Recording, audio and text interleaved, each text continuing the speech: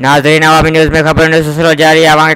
खबर खानवान line superintendent जान मोहम्मद मेमन तरफा गैर कानूनी 22 कलाक लोड शेडिंग जो पुछाणो करण ते साफ़ी ऐं शहरी एहतियात जे अॻवाननि सां बदतमीज़ी करण ऐं गुथा लफ़्ज़ ॻाल्हाइण खिलाफ़ खानवान शहर में 3 ॾींहं एहतिजाजी तहरीक जारी रही। शहरी एहतियात जे अॻवाननि सदर मंसूर अब्बासी, सैयद आशिक अली, शाहराजा शफीक मगी, अब्दुल जब्बार कुंडर, गुलाम असगर टिनियो ऐं अली जान कुंडर जी अॻवानी में एहतिजाजी रैली कढी शहर जो गश्त कयो ऐं मरकज़ी इमाम बारगाह चौक ते धरणो हयो। अॻवाननि चयो त खानवान में रोज़ानो गैर कानूनी तौर 22 कलाक बिजली बंदि कई वई वञे थी, जंहिंजे अवाम मुसीबत में पइजी वई आहे ऐं कारोबार पिणु घटि थी वियो आहे। जॾहिं त इम्तिहान हुजण बावजूद बिजली न हुजण जे करे केतिरनि शागिर्दनि खे पढ़ाई करण में पिणु तकलीफ़ थी रही आहे। पुछाणो करण ते LS जान मोहम्मद मेमन शहरी एहतियात जे अॻवाननि ऐं साफ़ियुनि सां बदतमीज़ी करे गुथा लफ़्ज़ ॻाल्हाए। हिननि वधीक चयो त करप्ट ऐं बद इख़लाक़ LS जे मुअतली ताईं एहतिजाज जारी रहंदो। वधीक ख़बरनि ऐं तफ़सील लाइ विज़िट कयो अवामी news Facebook page, YouTube page ऐं अवामी न्यूज़